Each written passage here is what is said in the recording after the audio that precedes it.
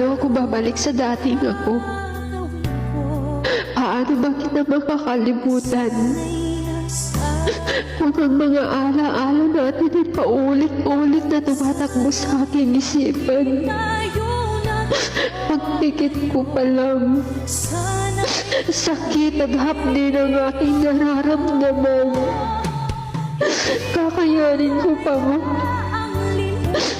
Kakayanin ko pa ba na magsimula? Kakayanin ko ba na makalimutan ka? Kakayanin ko pa ba na murahin yung sakit at hala-ala nating dalawa? Ang hirap, ang sakit, kakadurog.